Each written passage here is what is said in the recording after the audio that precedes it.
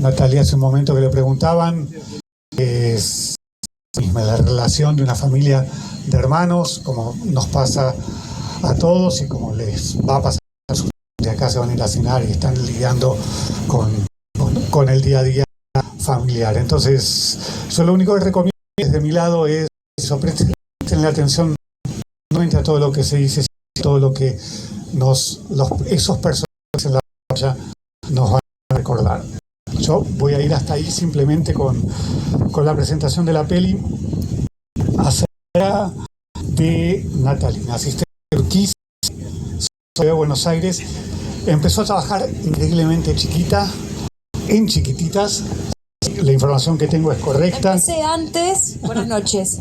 Lo oficial, lo primero que hice fue en la televisión argentina por televisión, por teatro. A mí no me gusta particularmente el mote de artista multifacético, porque no sé, entiendo que el artista hace muchas cosas, pero lo que no es común es que el artista haga muchas cosas bien como haces vos, que cantás, que actuás, que haces teatro, que haces televisión, que haces serie, que haces cine, que son géneros completamente distintos. Trabajás, te acomodaste a lo que es el desarrollo de la industria, el streaming, no sé, muchísimas cosas. ¿Cómo, quizás antes de ir a la película y a raíz de esto, cómo viviste vos la transformación habiendo sido protagonista desde tan chica, de haber pasado por la totalidad de los formatos, incluyendo la música, donde estás trabajando fuertemente ahora? Bueno,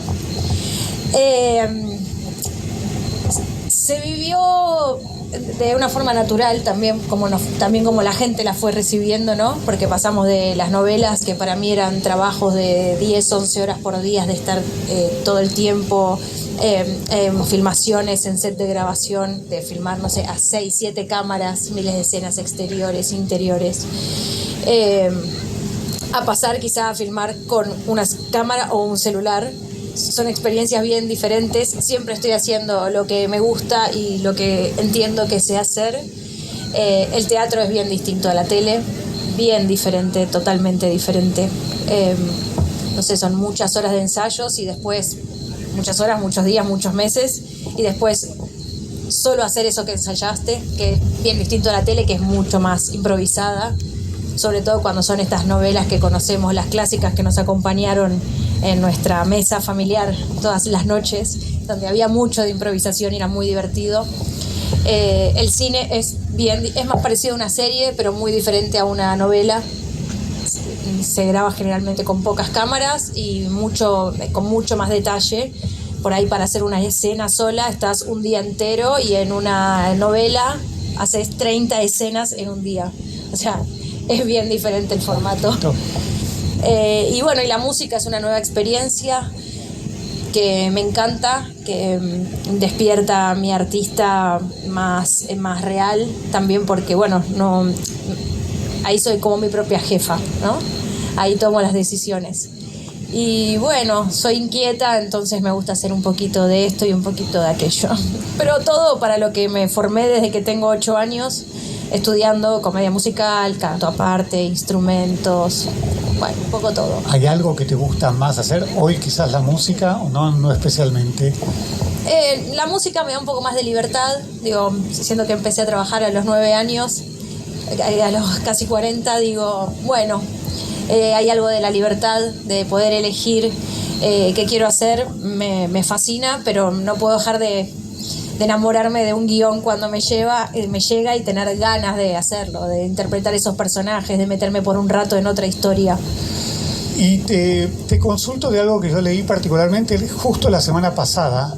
Era un actor de Hollywood, creo que era Matt Damon o era uno similar, no importa, era como una estrella de ese calibre, que de la situación y del rol de los actores ahora, él se encontraba filmando para las grandes productoras de streaming, con la necesidad, a través de los guiones, de un altísimo impacto en los primeros 5 minutos para que la gente no se pare del sillón y agarre el celular. Yo me acuerdo cuando empezábamos hace 20 años, competíamos contra el resto de las actividades culturales que una persona y el tiempo libre que tenía en su fin de semana. Y hoy estamos hablando de competir por los primeros 5 minutos.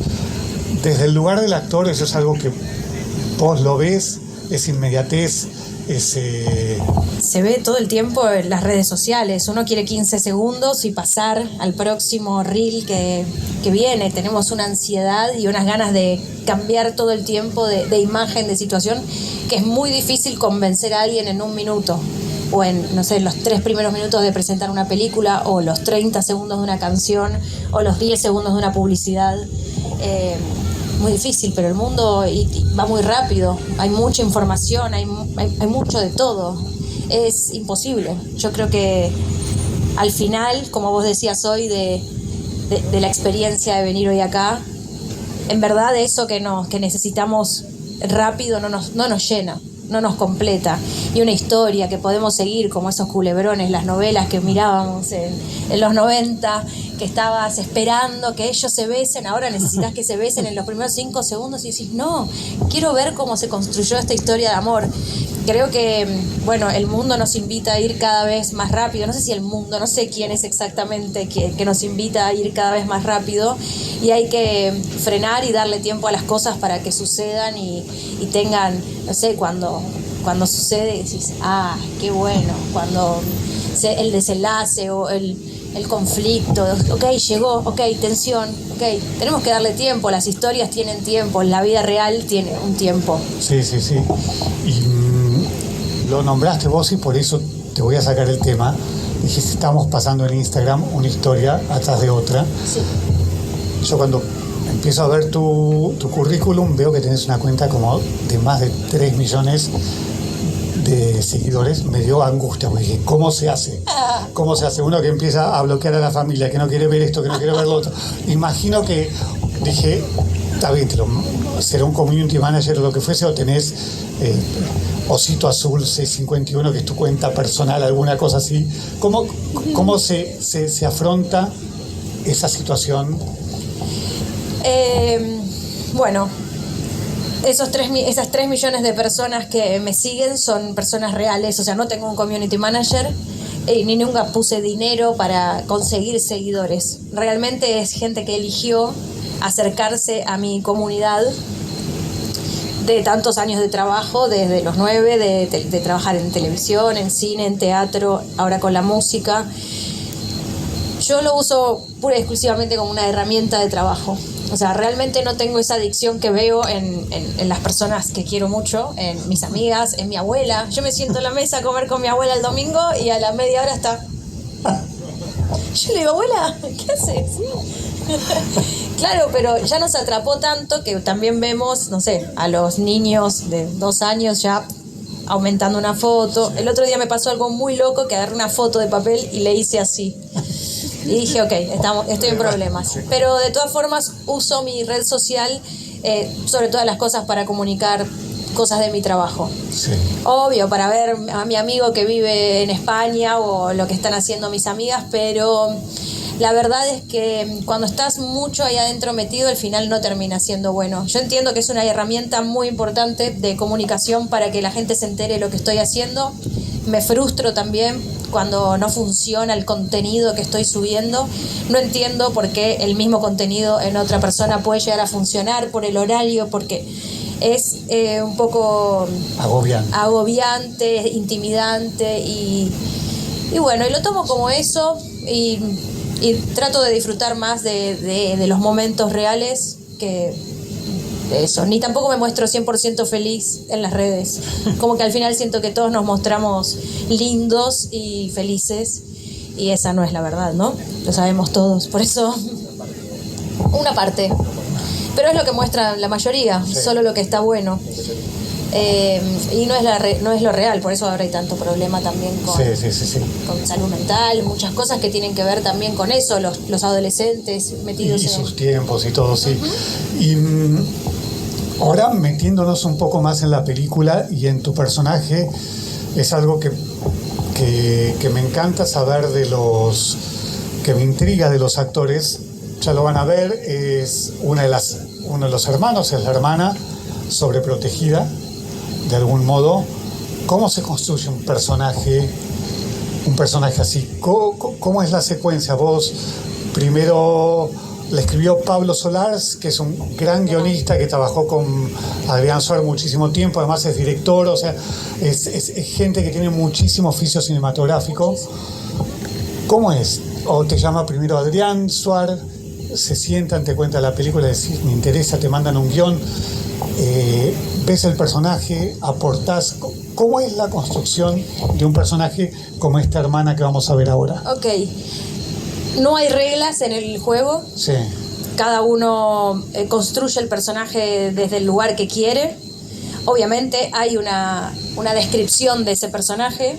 Me llaman, me convocan para la película. Obviamente lo primero que uno hace es leer el guión y ver si te entusiasma la película en general y tu personaje, por supuesto. Una vez que lees la película, si te gusta, decís, ok, ¿con quién voy a trabajar? ¿Quién es mi equipo? Y ahí me empiezan a contar los actores y actrices que van a trabajar, después las fechas, obviamente. Y ahí uno dice, ok, ¿estoy o no estoy? A la hora de construir el personaje, lo primero que hay que hacer es leer muy bien el guión, entender todo lo que estás leyendo y a partir del comportamiento de cada personaje que te acompaña, empezás a construir el tuyo. Acá había ya muchas particularidades. Una mujer joven, la única mujer de 4 hermanos, ya tiene un tipo de personalidad, y esto no significa que sea esta, debe haber 1000 Danielas de otra forma. No, así es como a mí se me ocurrió, a mí y al equipo, porque obviamente no es un trabajo solo personal, es parte del director, del escritor, es un trabajo colectivo, de la vestuarista que dice, che, para mí tiene que tener esta ropa, no, pará, ¿por qué mejor no hace esto? Si no tiene una profesión, se la inventás, claro. Algo que a vos te parezca que está bueno, que le pueda sumar al personaje. Justo Daniela Reutemann tenía muchas particularidades. La única mujer entre hermanos, estaba embarazada, siendo judía con un chico goy. Se iba a casar embarazada, estaba todo mal lo que hacía, ya le había ido muy mal en su vida, en muchas experiencias, entonces tenía ya como una carga de una personalidad que la acompañaba bastante, entonces era bastante fácil para construir. Estaba sensible, hormonal, como que, bueno, empecé a poner características, cómo podía llegar a responder, cosas de su religión, con qué hermano se llevaba mejor, por qué. Y ahí empezás a escribir en un papelito, o no, puedes tener una coach, o no. Y después mismo también los compañeros te van dando un feedback y de repente cómo actúa el otro, te invita a vos a responder de una forma. Entonces hay algo que se construye en la previa, pero hay algo que se construye en el vivo. Y Adrián, como director, también tiene esa particularidad. Todos lo conocemos muy bien por el tipo de novelas que hace y las películas. A él le gusta mucho este juego en el vivo, lo que aparece, lo que está vivo en la escena. Como, ok, sí, está estructurado, hay un guión, hay una idea, colabora. Pero hay algo, y es que hay cosas que son geniales, que salen en el momento, que si las limitás, o sea, claro, eso le da la frescura, y esa cosa de esta historia de los hermanos tenía que tener eso vivo, 100% vivo. Sí. Y lo que yo había comentado de que la comedia es mucho más difícil para actor que el drama, nos lo dijo una vez un actor mexicano, Fernando Luján, del nuevo cine mexicano, del cine de oro mexicano de esa época, porque decía que era mucho más difícil hacer emocionar a la gente a través de la risa, era más difícil construir ese personaje. Para vos pasa lo mismo, y cómo se trabaja en un personaje como el de la película, que trabaja entre la comedia, el drama, en esta línea del centro que es sutil, donde además se viene el vértigo de la miniserie, de la televisión, etcétera, donde los personajes están completamente recargados de tics y narrando 30 segundos antes con la cara, con gestos, con un montón de cosas, lo que va a pasar y lo que vas a ver, y el cine tiene justamente un silencio mucho más grande, y este va por el medio. Además, ¿cómo lo viviste vos? ¿O cómo vivís lo de la comedia y el drama también? Y eso tiene muchísimo que ver con el director. O sea, porque que todos los actores y las actrices estén bien significa que atrás hubo una línea y una idea ya muy planteada de antemano, ¿no? A mí me encanta ese límite entre la comedia y el drama. Es real que es muy difícil de hacer.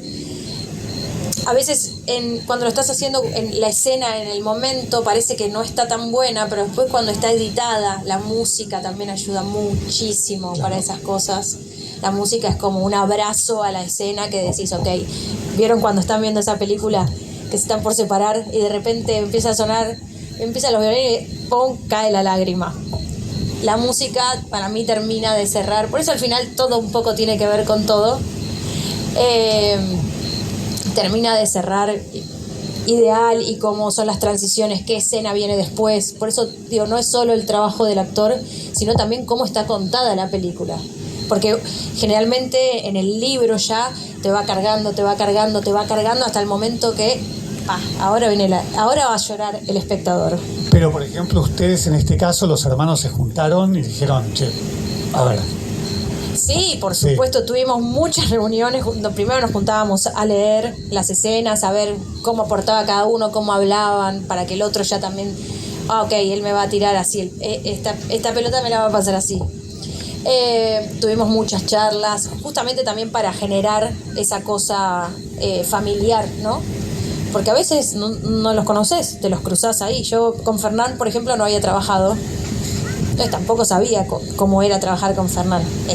Además de que es increíble actor, es increíble como compañero, muy gracioso.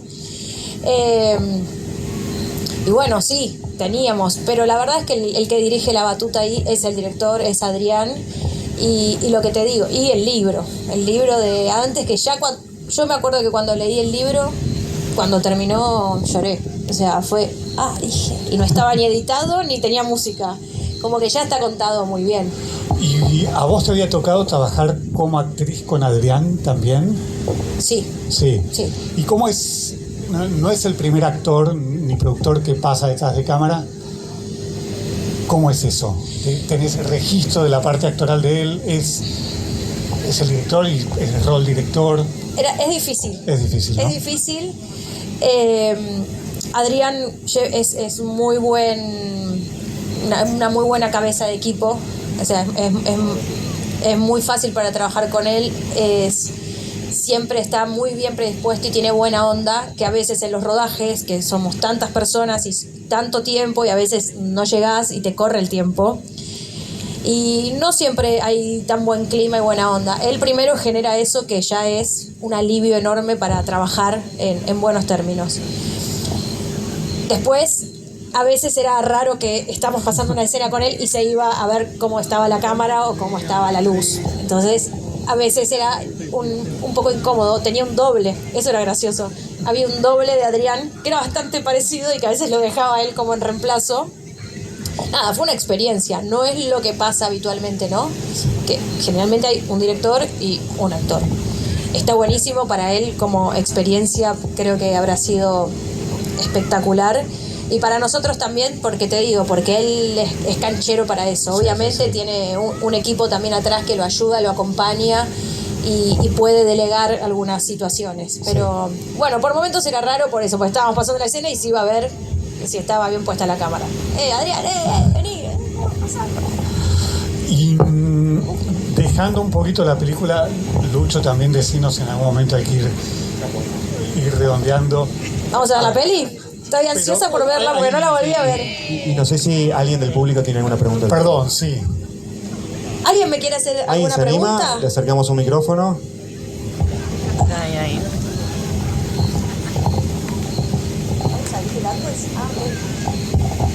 Hola Natalie. Hola. Sé que tu personaje está embarazada y quería preguntarte cómo fue para vos conectar desde Natalie a tu personaje y qué tan difícil fue para vos hacer esa parte, digamos.